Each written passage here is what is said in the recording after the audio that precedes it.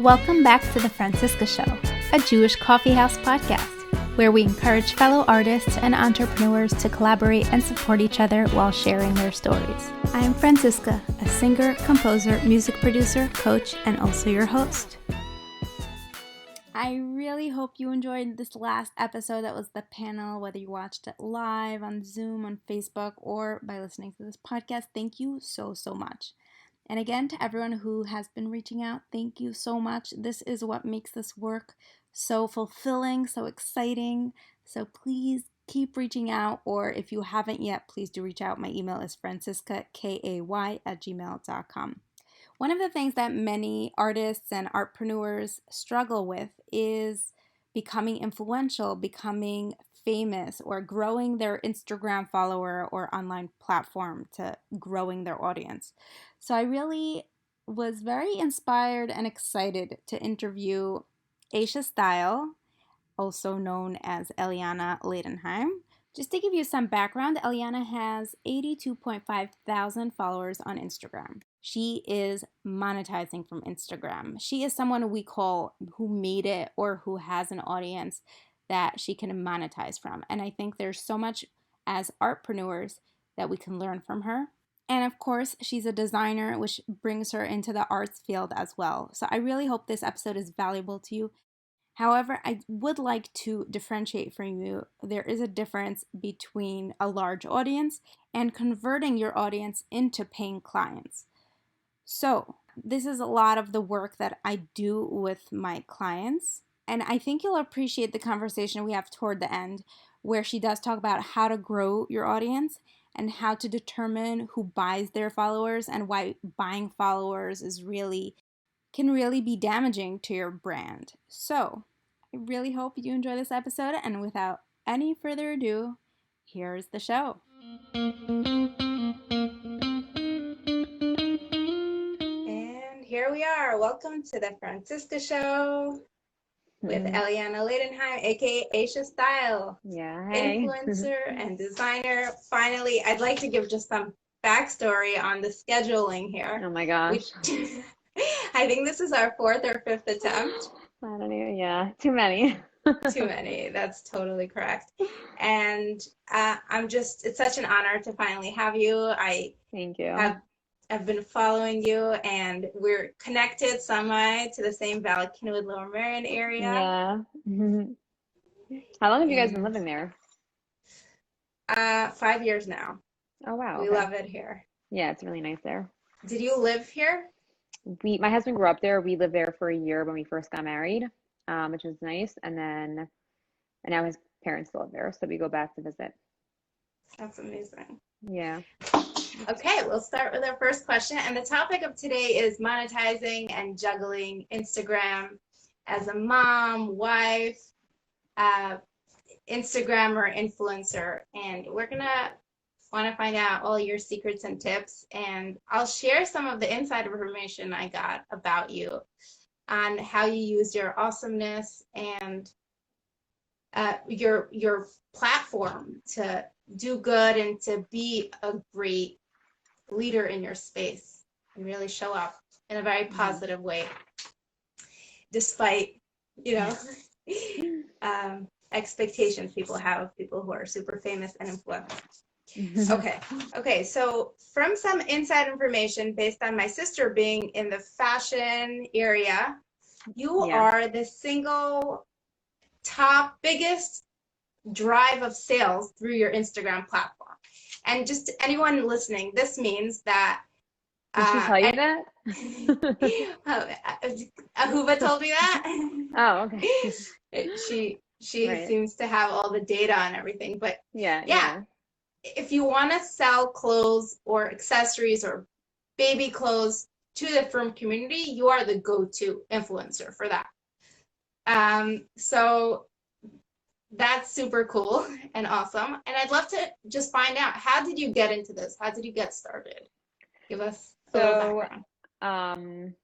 Okay, just as like my schooling background, I went to YU Stern. I majored in PR. And when I was living in the city, I interned at different fashion PR houses. I wanted to work in fashion PR. And then while I was doing that, I realized I did not want to be in that world. It was very cutthroat and just you had to put a lot of time and work and get paid like nothing for it. And it was just nothing, it wasn't intriguing to me. I just saw a lot of the fashion industry, like the side of it that is grueling and not fun.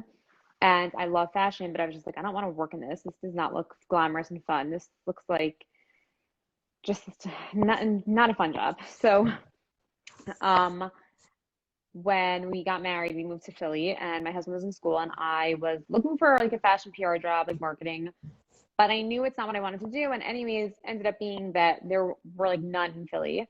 So at first, for a couple months, I like didn't work, and I was really bored. And then I started doing like party planning, and then as I was doing that, I also decided because it's like more of like, random jobs. So I decided to work at J. Crew for fun, like just to like, do something and work in something fashion related.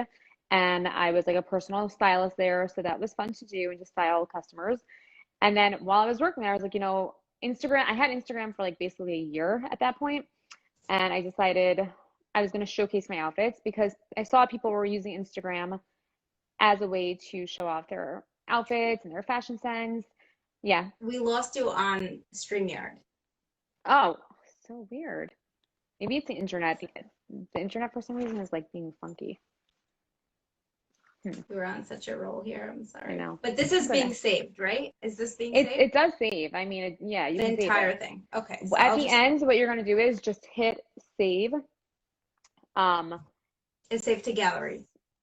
Save now. It will say go like save it to go live, and it will save to your actual um Phone. photos. And what you could do is put the cover photo of like the flyer you used, maybe if you'd want to, and then post that as a cover, and then say like watch a live or something. Here, I think it's back on now. So anyways, so as um it's going back on, I think. Okay. So pretty much I was showcasing my outfits and it was just fun and something I just felt like, well, also just to go back, when I was in college, I started an actual blog. It was called Tasteful Effects. And the reason why I named it that was because I wanted something that was like like my taste, my style, but also not to be just like fashion related. I wanted to be like lifestyle. So I just like thought of something, I don't know. And it was actually catching on, but then I just felt like I couldn't keep up with it. So, anyways, once I found Instagram, I was like, oh, this is an awesome platform to use to showcase instead of like actually blogging, just to like showcase my style and have fun with it that way. So that's how I basically began. And then my whole name came about when I was just sitting in like my apartment trying to think of like a cute, catchy name that was a play on words, and I just thought of like Aisha Style, and then I was like, oh, I mean Aisha Style, and then I was like, oh, Aisha Style, that's like rhymes, it's cute, so that's how it came about. So that was your one and only choice, and you hit it No, on. no, I think there was like a few, but it came to me pretty quickly, which is like I don't know how it came to me, but I remember just sitting there saying a few phrases and then being like, oh, Aisha Style, like Aisha Style, and then I was like laughing at it at first. I was like, should I really name it this? And then I was like, why not? It's funny, and then it just I grew. love that. So how did you go from, 100 followers to 1,000, 10,000? Where was the biggest growth spurt, do you think? I want to say like 3 years ago. Was it 3 years ago? Yeah, it was like 3 years ago. I think that, you know, there was a point where Instagram just got like it became really well known. And I did a few giveaways, like just to get myself more publicity, I guess, or advertising. Um, but the main thing I think was just that I had grown my following so much because by the time I did like two giveaways, I had about like 38,000 followers or so. And then I did a few giveaways. And then once I guess like, I mean, to me, people ask about giveaways and are like, are they worth doing? And I'm like, you're paying for advertising. Whoever wants to follow you afterwards will follow you. Whoever won't, won't. Like, to me, if I keep 10 people, it's worth it. If I don't keep any, obviously it's not. But usually I'm saying that you keep a nice handful of them. And I have so many, I have so many different types of followers. I think most people think my followers are all Jewish, but I have so many followers that message me all the time and they're not. And it's just really interesting to see because there's also a lot of modest, non-Jews who are either modest or just interested in moms, like in mom life. And I guess for myself, I associate my page more as like Jewish related, but the more I think about it, like there are a lot of, non-Jews who are just interested to see how other moms are juggling, having kids and working and whatnot. Yeah. So speaking of juggling and how our moms and Jewish moms juggling everything, take us through your day to day. What does it look like? And how do Nowadays you or in the old days? juggle? Well, let's do both. Take us back and then Okay, let's see how it changed. so way back when, it was more, I'd wake up every day and I would try to get dressed early in the morning, but some days I was just so tired that I was just like, no, because my problem is that I do a lot of work at night. So I can stay up like all night. I can go to bed like 2 o'clock in the morning. I've gotten better with that. But some days I go to bed earlier and where I just wake up at like 7 and get dressed and take James to school and leave the house, or I would just take him to school, come back home, get dressed, and then go about my day. Which was obviously a little bit less productive, but I would still be out of the house by like 10 latest. And I would either go to places where I would go do stories, whether it be Brooklyn or the Five Towns, whatever it was, and I would also go do shoots. I think my craziest time, I remember this, was last September. I was so busy. I didn't have a second to myself it was pre-Yuntif season, and I didn't have a second to myself. And I remember my in-laws had to come help me, even though I had a nanny, because I couldn't even handle with James. And I was just every second of the day, I was working, working, working, working. I didn't have time to make dinner. I had literally would come home, I would like do more work, I would go to sleep, and I was just like, but I knew it was gonna be over after Yuntif. I was just like, I need to get through these like 3 to 4 weeks, and like it'll all be fine. I look back at that and I have no idea how I functioned. I remember I went to JWE, the social media conference was really, I had to wake up really early to get to that. And I remember driving home from it because it was in Jersey, and I felt so sick and tired, and I was like, I don't think I'm gonna make it home. And it was just like, it's weird because nowadays I can't even imagine having that feeling because life has changed so much. And I'm like, it's just so weird how, you know, I went from working and running around all the time and being so busy to now doing one thing is like when my kids is just it's so hard. So it's totally a change. Um, my work is more spread out. Thank God, I'm still able to work and I'm doing the same things but in a different way, I guess.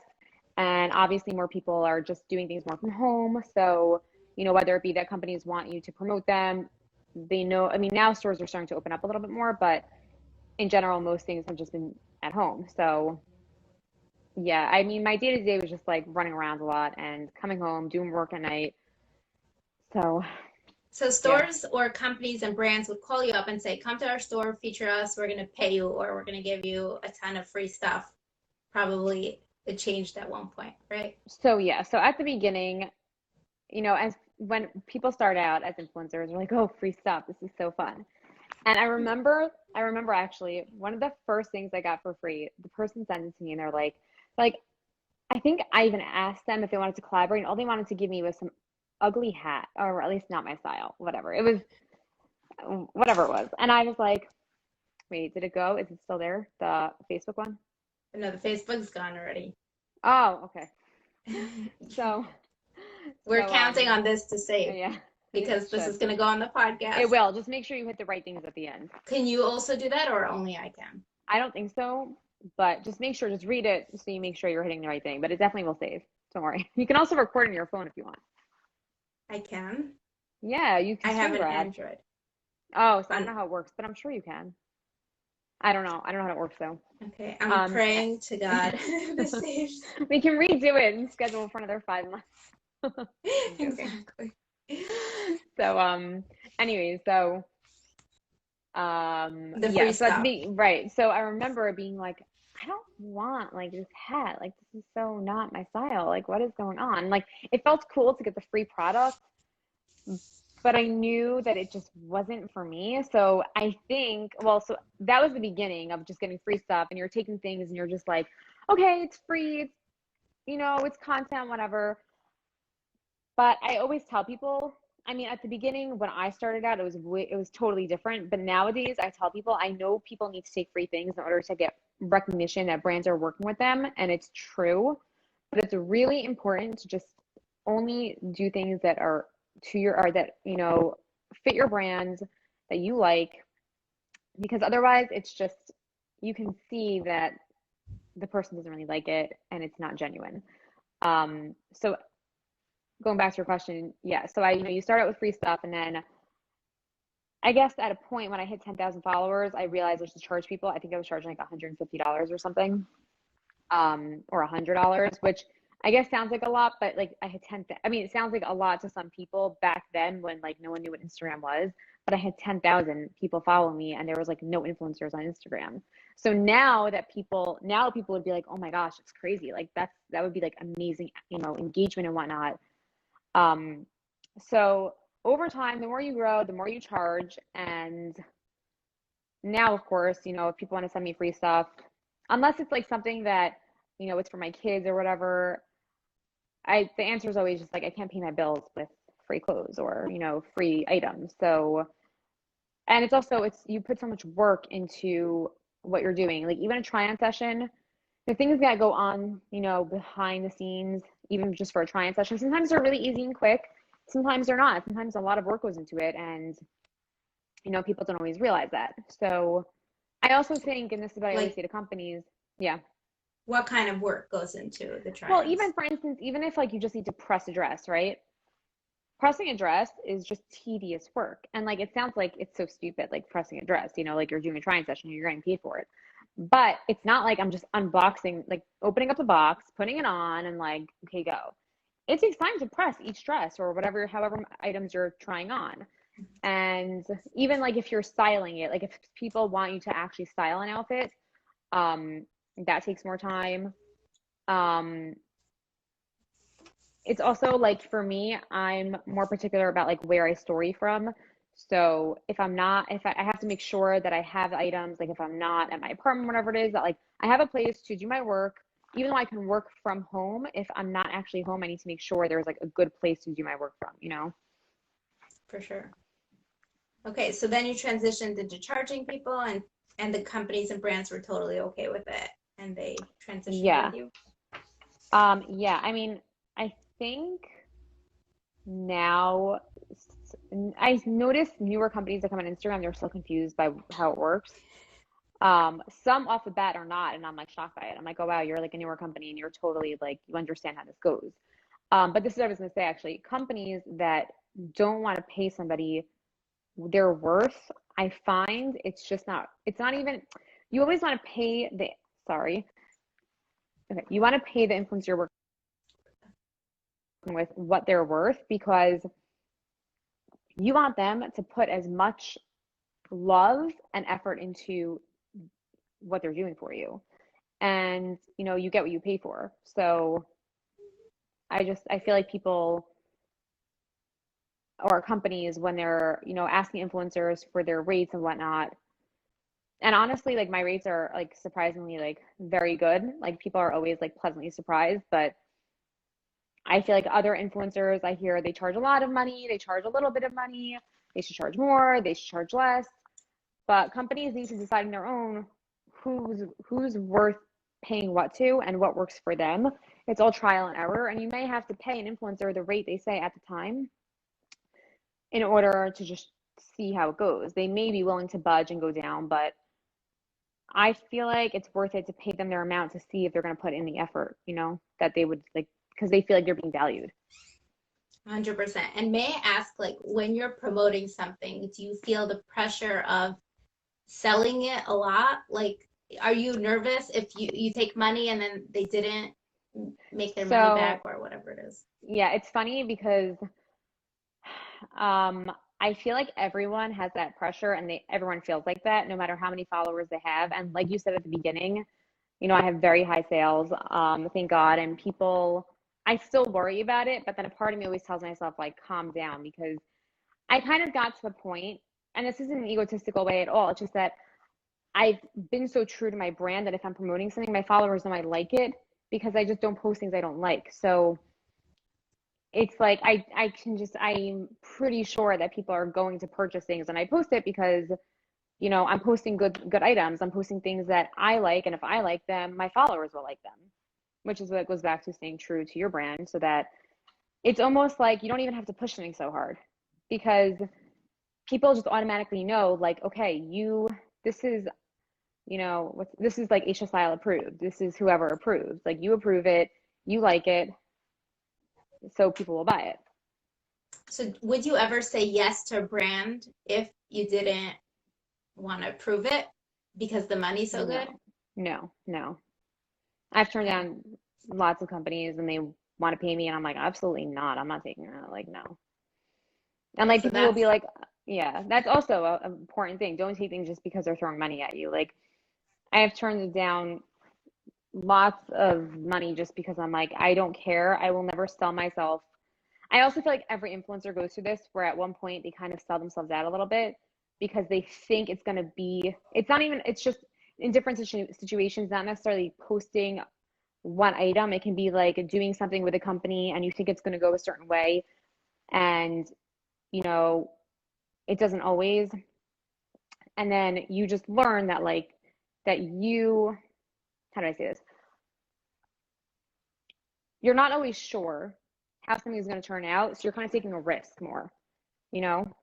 And I think the more you go through that as an influencer while you're like kind of not starting out, but not like at a place where you really want to be, you kind of realize and learn that you can't just do things without knowing for sure how they're going to turn out.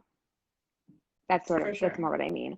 Because even like you're risking your brand, even if you think something's going to come out and be so much better, or the way in your head that you think it's going to be, it's not always going to be. And unless you're sure, it's really important to not do certain things unless you know it's going to be exactly the way you want it to fit your brand.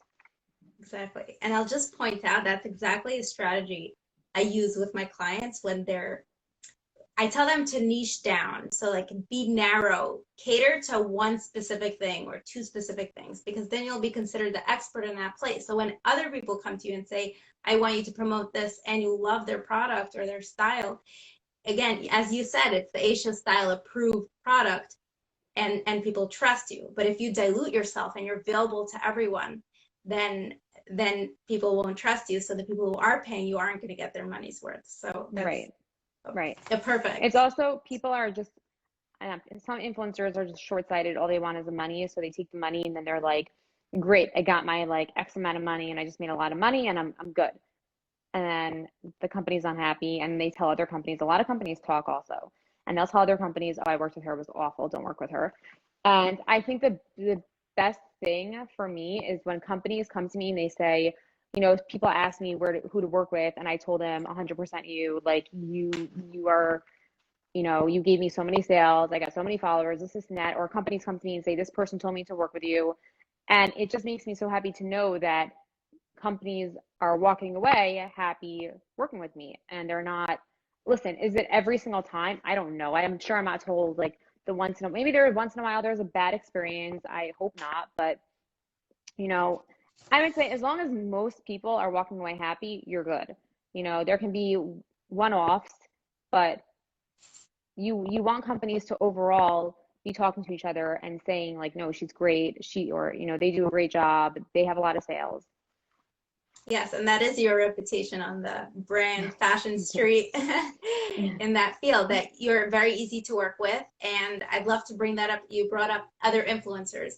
You are known to treat other influencers and potentially other competition or like competition people more as collaborators and comrade or Yeah, comrades. camaraderie. Yeah, okay, Camaraderie. yeah, Yeah, yeah. there's that camaraderie going on. So can you speak to that? How did you get to that? And So I that's think, really unique. yeah, so I think that it's unfortunate. There are a lot of influencers who get threatened by other influencers. You know, I see it even as like sometimes as someone just watching what goes on Instagram, or hearing stories. it's really upsetting and sad that other influencers feel like they need to bring others down or talk about them behind their back, or to other companies even trying to take things away from them. And I don't get it, because to me, I'm like, just focus on yourself. If you focus and you have a goal, you will get there.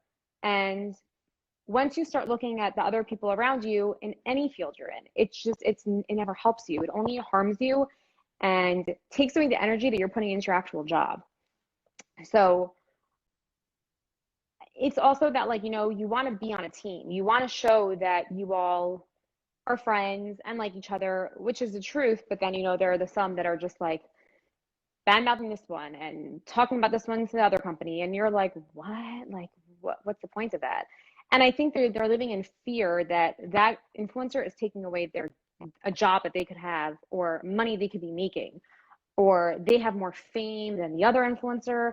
And I guess those types of influencers don't understand that the influencers that work together, that tell other companies like, hey, companies actually ask me very, very, very often, who are other good influencers to work with? And even ones that I know bad mouth me, like, have said horrible things about me for no reason. And I hear about it because the company will tell me, and I'm like, what? They're like, yeah, it was shocking. And I will even tell other companies, like, go work with them. They have great sales. They'll give you advertising. Like, it's totally fine. I just don't understand the whole, being competitive, because when you're actually, even though, yes, we're all, I guess, quote unquote, competition, because maybe one company will choose one influencer over me, but you know what? The other company will choose me over them for something else. And there are so many companies out there, and Instagram and influencers are the way to make money now, that I don't understand how people are so nervous that they're going to lose one job. Like, I'm sure I've lost many jobs because this person's cheaper, or this person, they just don't want to spend that much money right now, whatever it is. And I don't care. I'm like, whatever, I have my brand, I have my business, and whatever everyone else is doing is fine, But I think people just get very caught up and insecure, and they also see other people's success, and then when they see other people's success, and they're like, I want that, and they think bringing them down is a way to get it, which is also just not good. Totally. I love everything you're saying, because it's that abundance mindset, is that it's flowing to you, and it doesn't matter where it's going to come from. You trust that it's Right. out there for you, and that there's enough for everyone. Right. And okay, right. It's all in God's hands.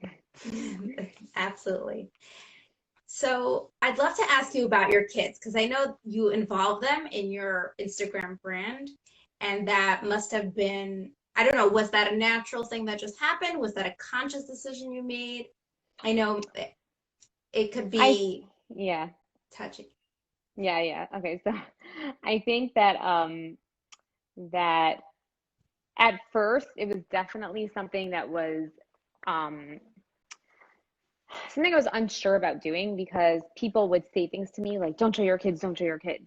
And I was like, okay, I mean, I guess I shouldn't. I don't know, should I not? And I We would go just back give people background on why you shouldn't show your kids. It's a Jewish thing, right? It's like I don't even know if bad it's only eye Jewish. or I mean, I think in the non-Jewish world, people also say it's just not, professional. I don't know, maybe, no, I think maybe they also just like have like evil eye stuff also. It's not just Jews, right? Is it just Jews? No, I don't even it's know. a superstitious thing, but Right, Jews superstition, have yeah. that. Yeah. I was just Right. wondering if So, it was a professional thing versus a superstition oh thing. yeah. So professionally, obviously, showing kids just means that people are seeing more into your life. People like seeing kids, obviously not like an overload of it, but they like to see, into your life. It's kind of, Instagram's like reality TV, I mean, in a small scale, but people just want to see more into like what goes on, or, how many kids I have, how old they are. Um, and I think for some people, and it's not just kids though, it's just life in general. Like, a person the other day was talking to me about something that she did recently, and I said to her, I'm like, you shouldn't be scared of showing it. Like, it's a nice thing and you can inspire people. It was something that, like, she felt like some people may get jealous of, or maybe, people would be like, oh, she's so lucky, like she has this and blah blah blah. And I'm like, it's all about the way you show things. If you're showing things in an obnoxious, snobby way, then yes, people are going to be like, ugh, what's wrong with her? Like, why is she doing that? But if you're just showing things in like a natural way and you're like, I'm really happy. Like Rachel Parcell, she's a perfect example. I don't think I mean, most people I don't think get bothered by her. She has a very nice life. She has a gorgeous house, beautiful kids, everything. And I when I saw her building her house, I was like, you deserve this. Like you're so nice, you're so sweet, you're so genuine. And like, of course, I'm sure there was parts of like every girl that was like, oh, she's so lucky. Like, look at that closet and look at this. But like, no one was, I don't think wishing evil on her or wishing bad upon her. I think again, if it's a person who's just showing it just to show off, then so it's the same thing with kids. If you're showing your kids and you're just showing it just to show off, then I feel like it is kind of like a bad omen. Like you don't want to do that. As long as I think you have good intentions, to me at least, I think that, you know, you can't overthink things.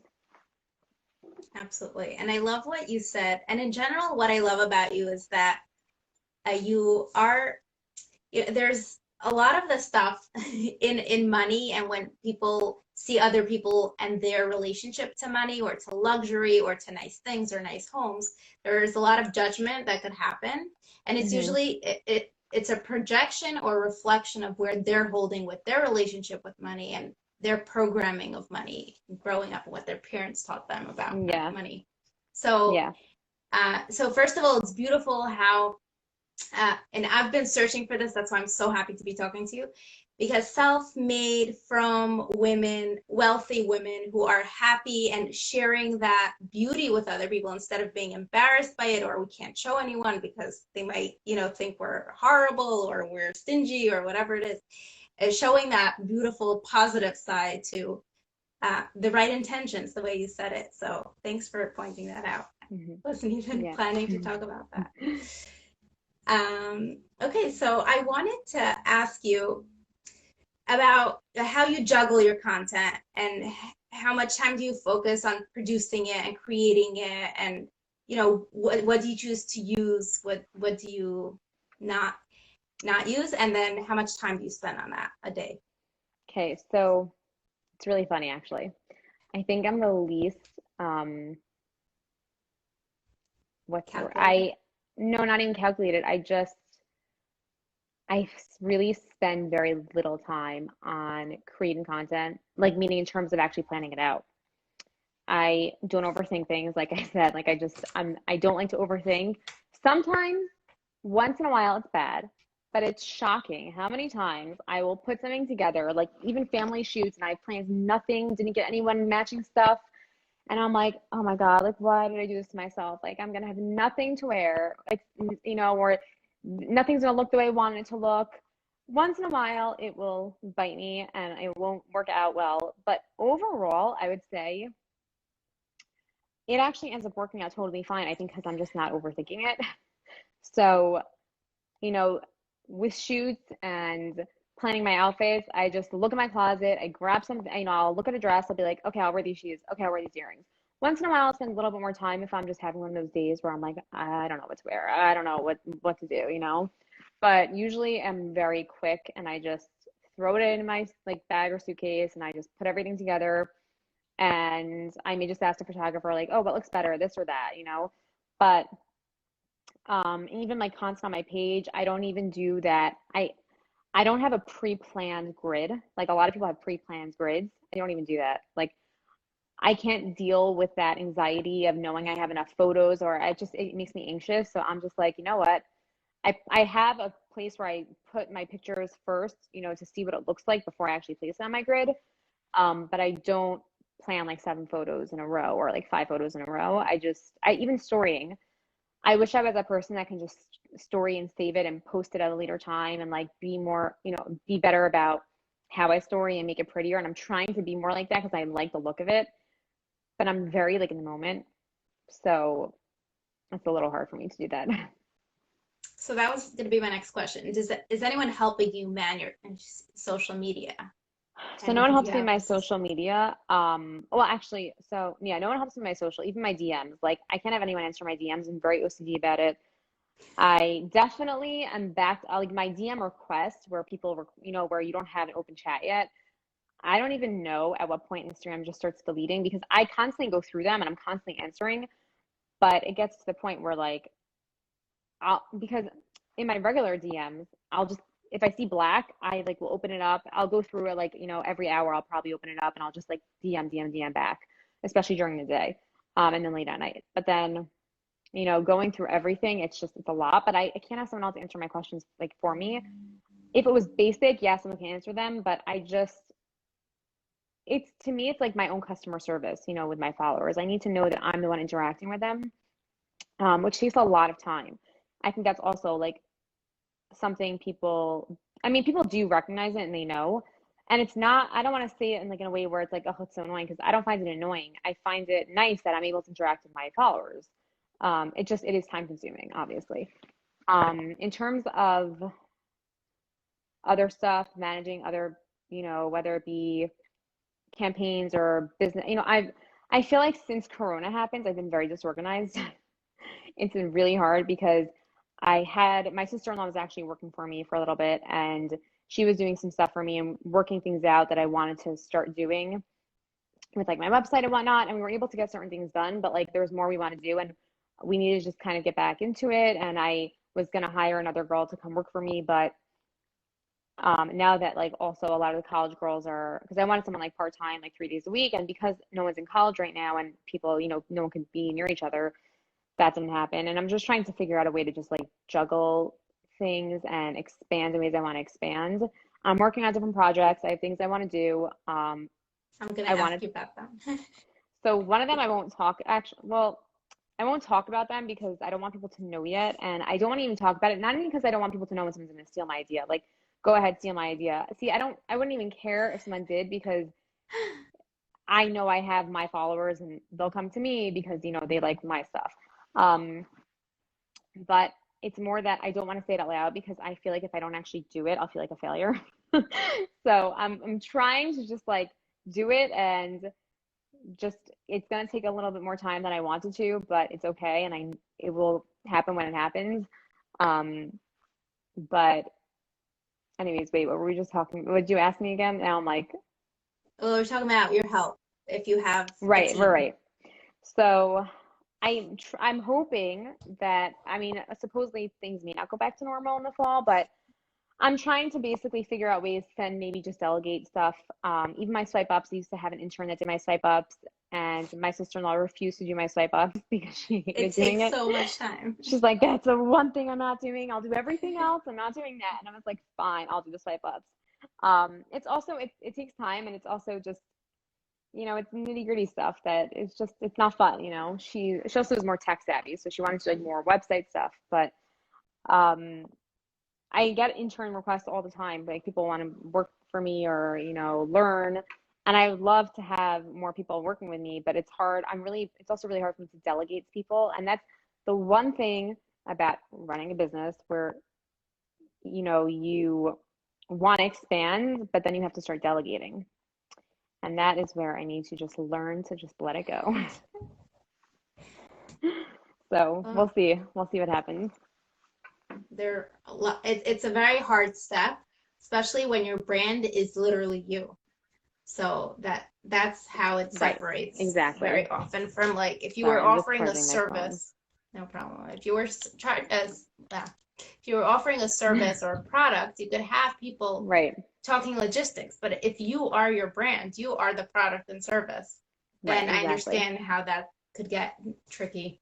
I think a But good there, person to look at that did a good job doing it. Well, I mean, Rachel Parcell has a team. A lot of influencers who are bigger have teams. Like Something Navy, she said, one of her biggest things was delegating, and she at first couldn't really deal with, other people doing things that she was used to doing, and she's like, I just had to let it go and know that they were doing their jobs, because also when you're paying people and it's their job, they're gonna want to do a good job. They want to grow with the team. They want to do a good job. They want they want to do well for you.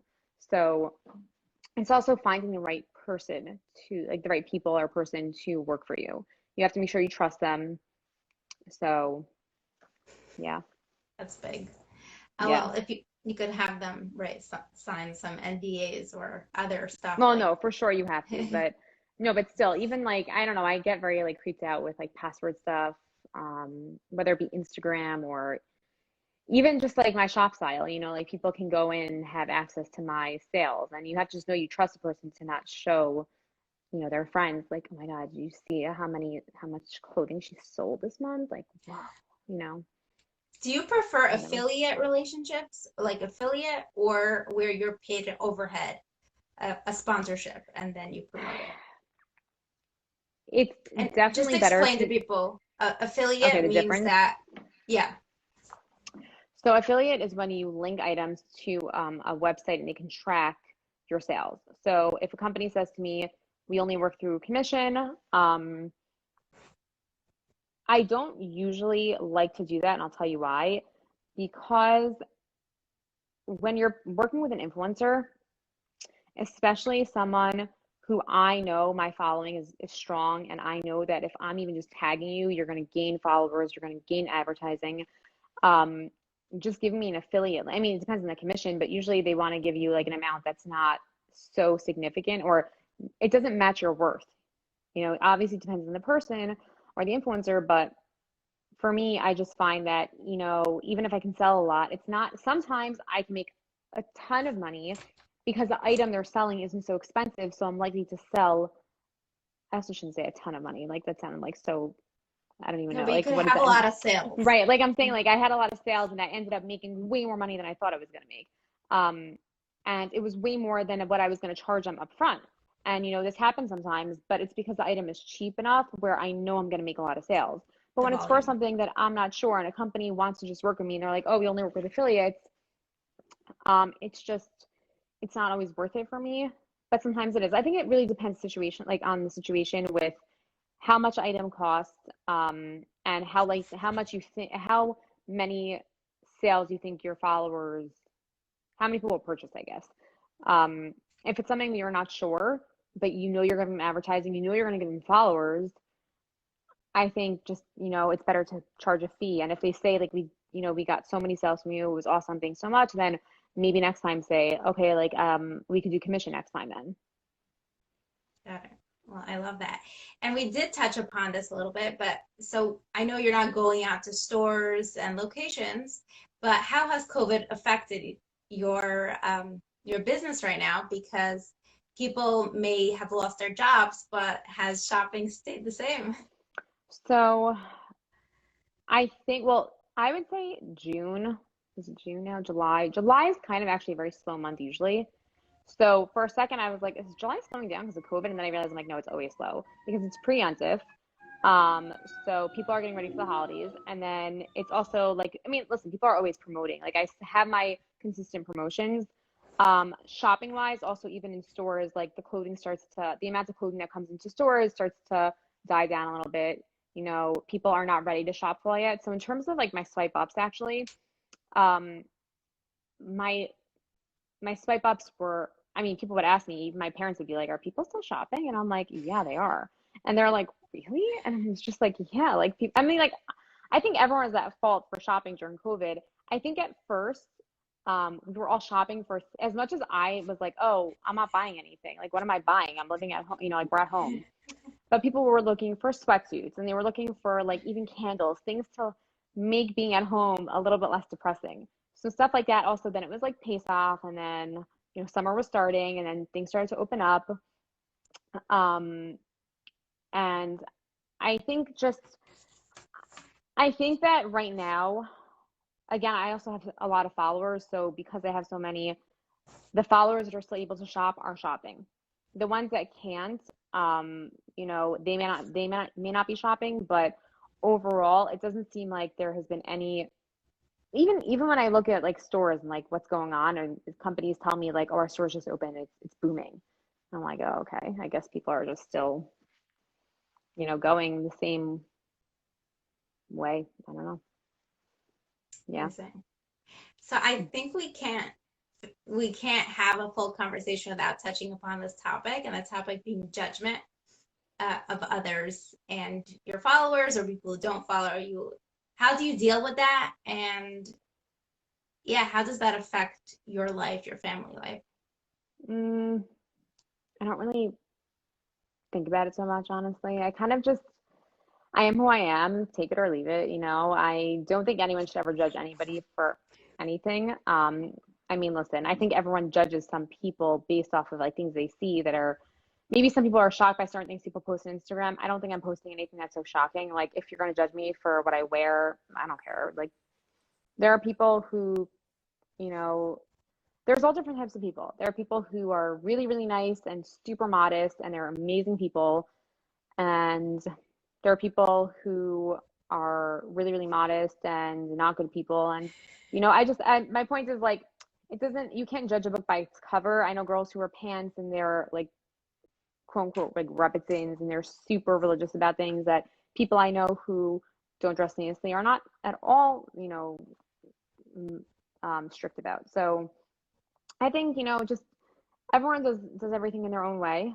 And I don't think anyone's really judge anyone for that because it's no one's business, I guess.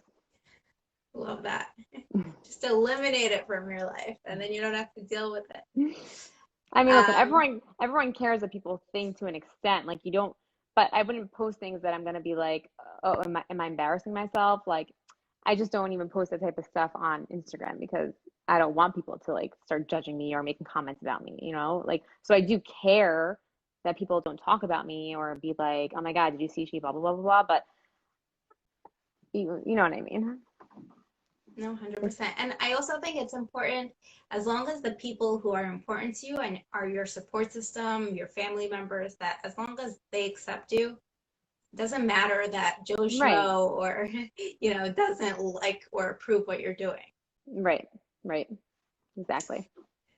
So I'm still a little bit confused on how a few giveaways got you to 80. I feel like if they're like, Well, I well, think three, that was like the the the point where like okay, I got like a jump in my followers and I was like, hey, I'm gonna lose. And then I lost a lot, but then I saw that my numbers would grow because I think people they again judge a book by its cover. So they'll see someone with a lot of followers and they'll be like, oh, this person has a lot of followers, like maybe and then they'll listen, they'll go to the page and they see if they have good content or not. But I just noticed that like the the followers I was getting um it was just diverse and people like even now I'm like when I talk to followers and you know they're from a different background I'm like oh that's so interesting and I wonder I'm like how did they find me like you know you never know how anyone finds anybody it could be from a company it could be from a giveaway it could be from giveaways also for companies they give people sales um I think they're a great way to get a boost if you want to jump your numbers up a little bit so that you like there are people I see who will buy followers and they think doing that is gonna bump up their following. And I always say this, I'm like buying followers is not a way to bump up your following. First off, there's technology for companies to see if you bought followers, if you bought likes. So it's very stupid to do that. Second, um, your engagement is shot then because, or it's not that it's shot, your engagement is just much lower compared to the amounts of followers you have because those people are never engaged on your page. So it's not worth it. Um, so at least again, like if you do a giveaway and you want to jump up your numbers, it's good to do it again to get more eyeballs on your page. And the ones who don't want to stay will leave, and the ones who who do, they'll start interacting with you hopefully, and you'll see you'll get new followers, and it will hopefully be good. But I think because of that, like I started more and more Jewish girls started to follow me and they were like, oh, like this girl Aisha style. And then I just like got more and more and then just grew. So, cool. And what would you say the most effective giveaways are? Like the what do gifts you mean? themselves. I mean, obviously the bigger the prizes, I would say the more effective. It also depends on who's in the giveaway. You want to do it with with you want to do a giveaway where there are accounts that are you know, better, they have good followings. Um, you have to just kind of like do a due diligence check to see who's in it because you don't want to do a giveaway and they can have amazing prizes, but then like you're not getting that many followers because of the fact that the people who are pushing, who are, the I guess I think they're called a hostess or the hosts, I don't know, they're the ones basically pushing their followers. And so if they don't have a good amount of followers or good engagement, because you also have to be careful that the people who are the hosts are not fake followers also. You know what I mean? So many things Which to can watch out happen. for. Yeah. And bigger prizes are what? Like a sheetal, money, tickets? Nowadays, it's a shadel, a laptop, a whole assortment of things, you know, clothing. It's just, it's like one's not enough. Sometimes they do multiple winners, but they make it a much bigger giveaway so that people want to enter. And it's actually really cool because I've done some with a friend who runs giveaways, and I really don't like doing them so often, but she'll like ask me to do it, and I'm like, fine, I'll do it.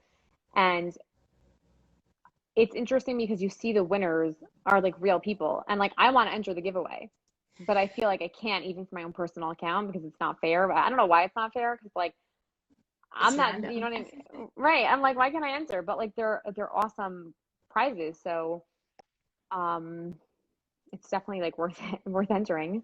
But yeah, so companies, I mean, I think also for companies, like a lot of companies I'll see in the chat, they'll say like, I got so many, people on my website tonight. It was awesome. I'm so happy. Or I got like a boost in sales. This is great. It's not just the amount of, like, see, for me, I actually say, I'm like, I don't care so much about the number of followers I gain. I care about the engaged followers I gain. And I want people who like my style. And of course, we're going to want to shop my swipe ups or, shop things I post from companies because that's like I'm selling for companies, so it makes me look better, but also um it's better for me to just have engaged followers, not people who are just there just because they just want to follow another account. Right, 100%. Someone So asked, how what? do you know if it's fake followers? Should I respond to Yeah, that? yeah, absolutely. There's technology that companies have, but you have to buy it. The fake technology or the apps are not accurate. One time I checked a girl I know who has no bot followers, and my things like we both um I checked both of our things and like a few others, and the people that didn't have any bot followers, it was totally not accurate. It said like their authentic following was like 78%, but I realized that to them that was 100%. Like according to the app, like 78% meant 100 basically. And then people who actually had fake followers, it was like 42% or something. So I was like, okay, I kind of learned from that, but I realized that apps, if a company uses an app and it's not really, at least this is what I saw, it's not accurate. And I'm in a chat where I've seen people talk about this, like a business chat, and they say like if you use those, it's just not going to be 100%. It could be that the technology that the programs that companies pay for are not 100% accurate also, but I would think they are because they're paying for it and it's probably expensive. But wait, okay, so how do you know? So if you actually go through people's likes or followers, you will see like a huge list or just a, what do you call that? Like a burst, not a burst, what do you call it? Whatever, like a whole long amount, a big amount of random accounts that follow 3,000 accounts, 2,000 accounts. Sometimes they're like weird names, sketchy looking men. It's, you can usually tell. Um, what else? It's just sometimes they'll have like photos and the photos will be like selfies, but it's like a bunch of selfies. That's also a big, I think, telltale sign of it. Um, you can usually just like see. You'll know when you see it. I will say that once in a while, regular, like, I mean, influencers who have never purchased, like my friend once was like, I just got a random spurt of like weird sketchy accounts in my following. Did it happen to you? And I was like, no. And randomly, I do think Instagram, like there's like weird glitches or something where you'll get like 10 sketchy looking pages out of nowhere. And like I'll just block all of them because you don't want companies to one think you like purchase 10 followers. It's not even worth it. And it's just also it's creepy. Um, so if it ever happens to you, if you're a business or even an influencer and you don't know what it is, just block them because it just looks bad. Interesting. So I know you started giving advice, but if you had one piece of advice for anyone starting out, and maybe we could simplify it as, is that something people should want to strive to be an Instagram influencer? Is that sort of, did we already go through that. Like, unless you're already an Instagram influencer, you can't really get there, or it's not worth it because of the saturated space now. That's my question. You're saying like, is it hard, you're saying, for people to Well, become are you late to the game, basically? Is that something people should right? still want to do? And if not, what advice, or if yes, what advice do you have? I think it depends on what type of community you're gearing towards. I think in the Jewish world, there's always room. And, I think it's about if you really believe in yourself and think you have something to show people and you have great style or whatever it is, I think, it's not too late. I think you just need to stay strong. I'm trying, like, who's a good example? Doreen from LA. You know who that is? No. So she started out like I want to say a year and a half ago, maybe 2 years ago or so. She's this cute girl from LA, and she had like I remember I started following her like 1,700 followers or like 2,000 or something, and I was like, oh, this girl's so cute. And I think that people now, she does things to her own beat. She doesn't pay attention to, you can tell. I mean, like, this is at least what I think. I don't know if it's 100% true, but it doesn't seem like she pays attention to what other influencers are doing. It seems like she just does things on her own. She doesn't care. She does giveaways, to gain some followers and like, but that's not bad because she's gaining a Jewish audience. So if she does, hey, Doreen, if she gains like, I think, right? And tell me if I'm wrong, but she's just like true to who she is. And she, has built up, I would say, a page. Okay, we're Sorry. back. Okay. I think that was the 1 hour cutoff. Yeah, it was.